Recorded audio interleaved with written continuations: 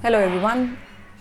Today I'm going to speak about this phenomena of the boys' locker room. I'm sure you must have all heard, and if you have not, then there's certain chats which have been exposed. These chats belong to 16, 17-year-old teenagers of Delhi who supposedly are from very good schools and are very posh. So it's very disturbing actually to see these people, young boys, talking about, planning about gang rapes and things like leaking nudes and indulging into gang bangs and everything. So here I am going to address this issue. This is actually very disturbing as a person, and we all know that this country of ours is a patriarchal country, and it's actually causing more harm than it has done good to us.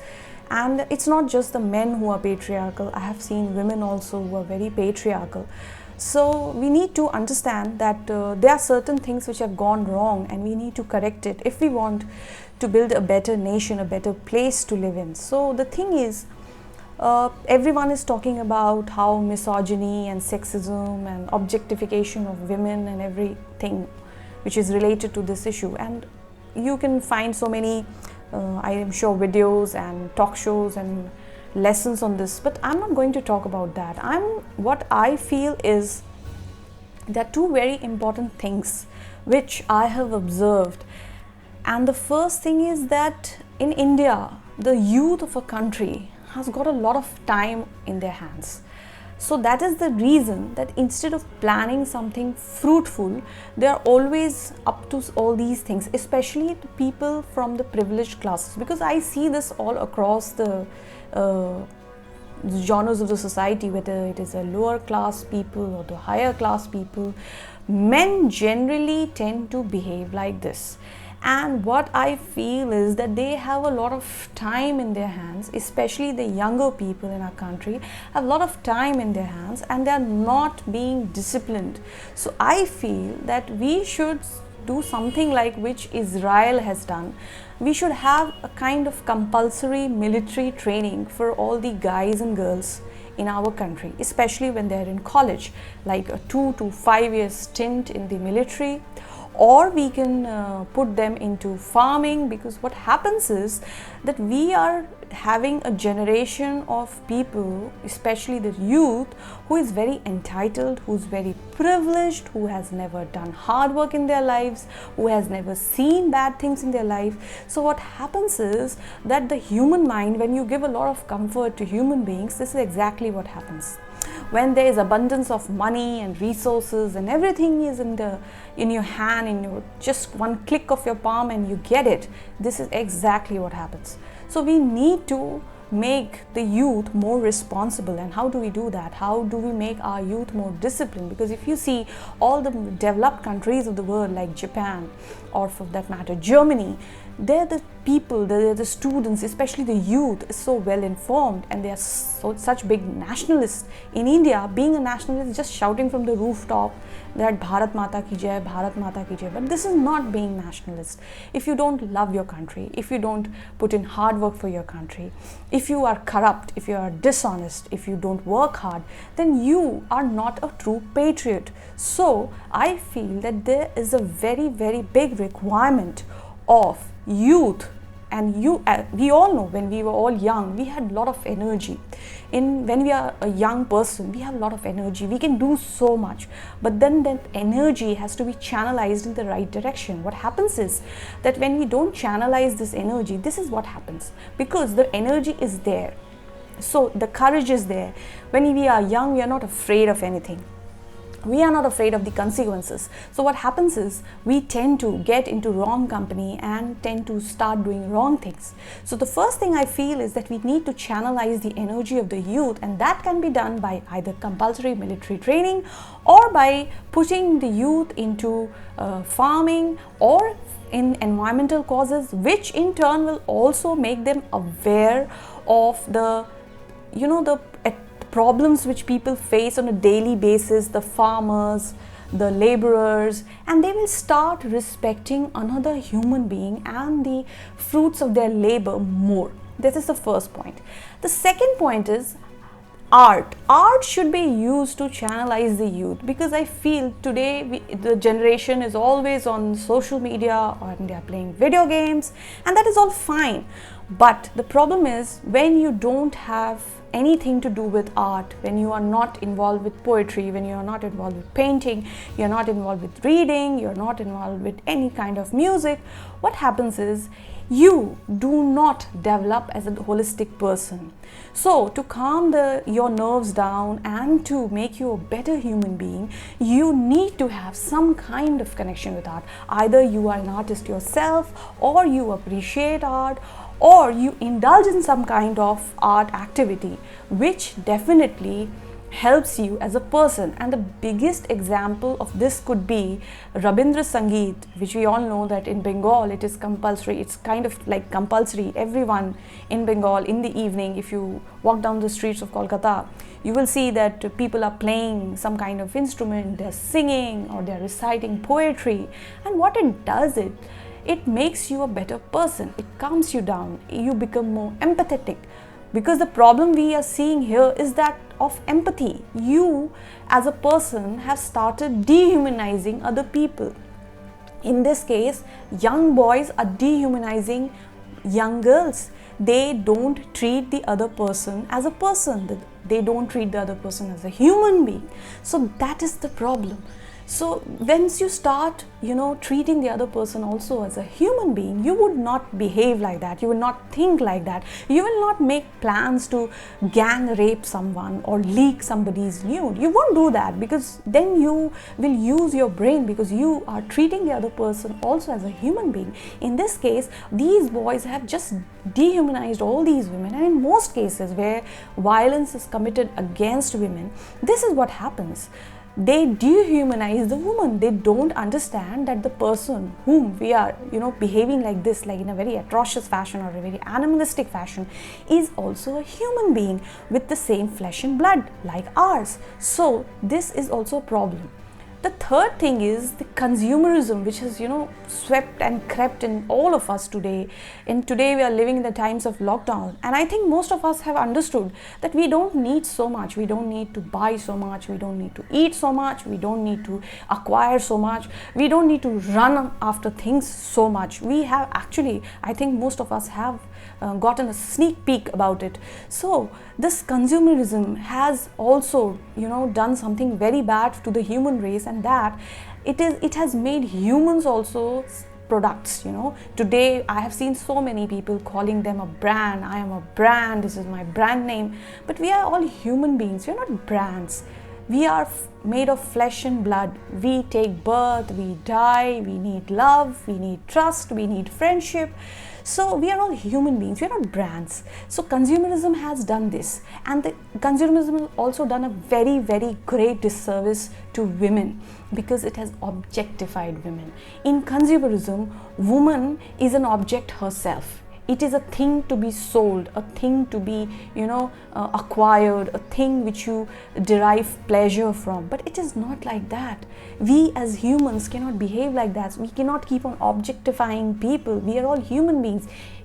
What I see around me is whenever a woman walks in, people are always talking, oh, she's a woman, she's a girl, she's beautiful, she's fair, she's dark, she's fat, she's thin, all these things. Nobody says this one thing, okay, she's a human like you and me. She also needs to breathe, she also has emotions, she also will get hurt, she will feel pain, all these things which make us human at the end of the day. And all the people, especially the men who are saying not all men, we all know it's not all men, because had it been all men, I wouldn't have been sitting here speaking to you, or you wouldn't have been listening to me, because the world would have come to an end. If all men tomorrow decide to behave like this, the world will definitely come to an end. But we are not talking about people who are not doing it. We are talking about people who are doing it or have the potential to do it. We need to address this problem. So this brings me to the fourth point, and that is, like in school, we all have studied moral science. There was a class dedicated to moral science, and I have been listening to a lot of talks. People are saying sex education is required. People need to be taught about consent, and definitely it's a very important concept of the woman giving consent to do anything. But these things are fine, but in India the gender divide is too much. So if we need to bridge that, and many people will ask me, why do we need to bridge that? Because if we don't bridge that, if 50% of the population is underdeveloped, we are never going to develop as a country, by the way, and our GDP will never grow, and we will never be in USA or Germany or Japan. We won't be that, because if half of the population is sitting at home because of some reason or the other, we are never going to develop. So even if you are looking at this from an economic point of view, you have to understand that we need gender equity. I'm not talking about gender equality, because that is very, very hard to achieve. I'm talking about gender equity, and I am talking about that all people, especially men, especially boys, need to be taught gender studies, because as a race we don't respect anything which is different from us, whether it's a transgender or a gay person or a lesbian person. We don't respect them. We make fun out of them, or we make mockery of them, or we are afraid of them. I have seen so many people are so afraid, especially men I have seen are so afraid of hermaphrodites, which we in local parlance call hijras, and how we have ostracized them, and we do not want them in the mainstream. That is such a heinous thing to do. Just because a human being has been born with a certain body part, you cannot do that to that person. That is ridiculous. Like, just imagine if you were born with an organ for which you have been punished all your life. You have been ostracized from the society. You cannot work, you cannot have education, you cannot wear the clothes you want to wear, you cannot express yourself, you don't have voting rights, nothing is there. What kind of life is this? And what kind of a culture is this, that we are ostracizing people just because they don't have a particular set of organs? That is ridiculous, because like nature has made you, nature has made me, nature has made them also. So why don't we accept that? Why are we trying to play God here? So that brings me to this point, that we need to have gender studies in our school curriculum, in our college curriculums, because it's very important that we put in the seeds of respect and of equality and equity, and to understand. And why I'm telling this is that India is a very patriarchal culture. So that is the reason we need this, because we cannot wait for small boys to grow up into monstrous men and then behave like this. And like, if I refer to the story of this boys' locker room, these guys are not even men. They are just in their formative stages of life. Just imagine what kind of men they will become tomorrow, what kind of fathers they will become, what kind of brothers they are. I don't know. I really don't know, because you are inside, from outside you look like a human being, but from inside you're a monster. You are planning to rape people, gang rape people.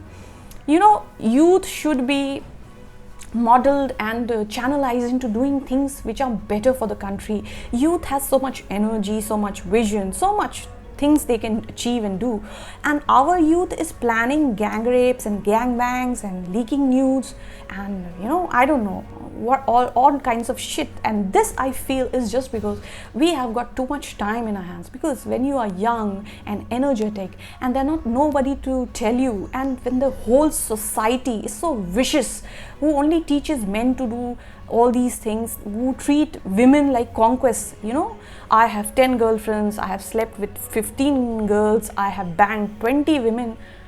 I don't know what kind of conversation is this, and I'm not surprised that this has come to light, because I have also seen and heard so many people speak like this. And even older men, I'm not just talking about teenagers, even in our country, older men, they watch porn, they circulate porn, they demean women. And that is the reason whenever a woman goes out to work, she kinds of faces all these things, like all kinds of sexism she faces. This is disgusting.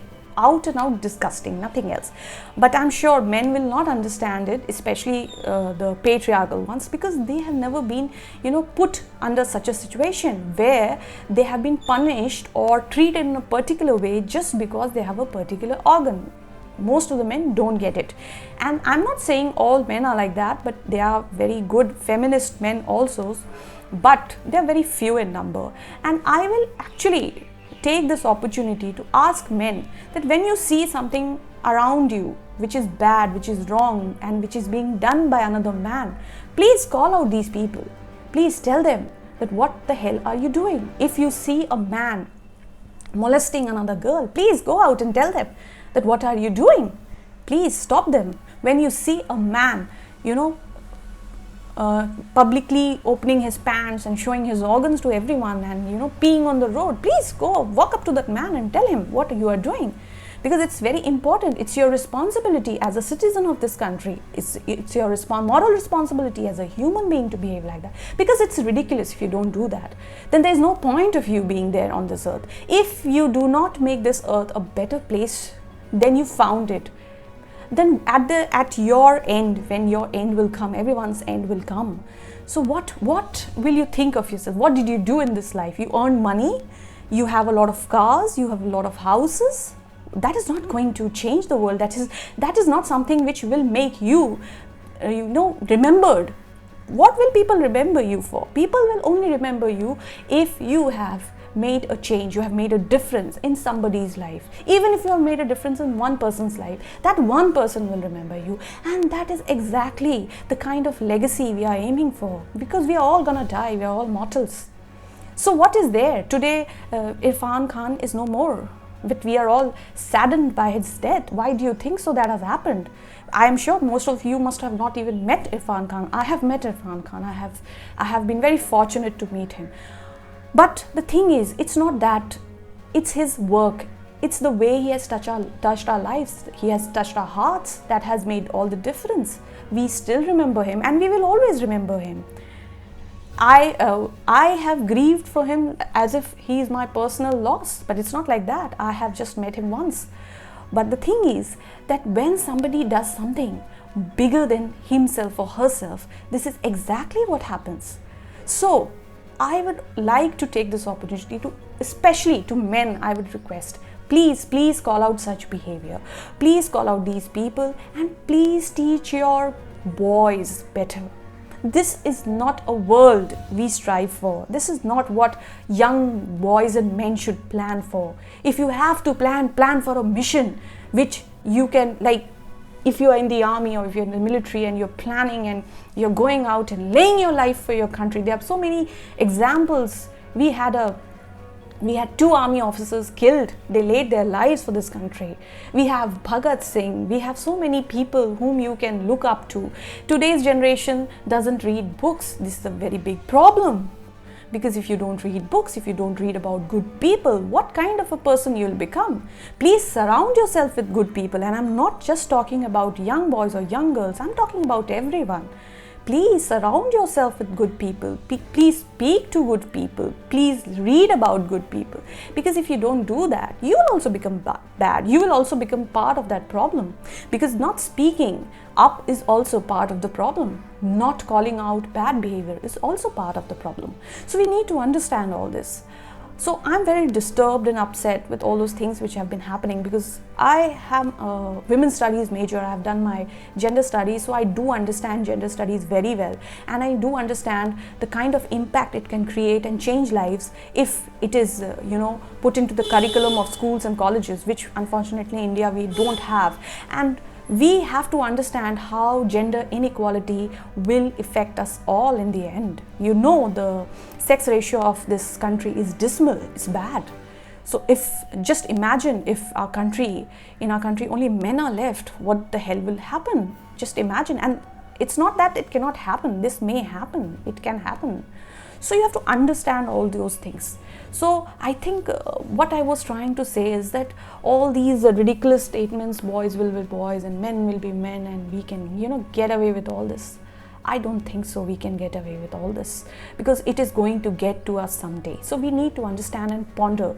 And there's some 4-5 points which I have given, because I always see people are always talking about the problem. Yes, it's very important to talk about the problem, to acknowledge the problem. Yes, there is a problem, but then equally important is to focus on solutions. So I think I've given 4-5 solutions, and I'm sure that even if one of it has struck some chord with you, my purpose is done here. So I will meet you again whenever my heart wants me to speak out again, because I was very disturbed with everything that is going on, and I really needed to put it out. So I have done that, and I'm sure that most of you guys also must be feeling like that.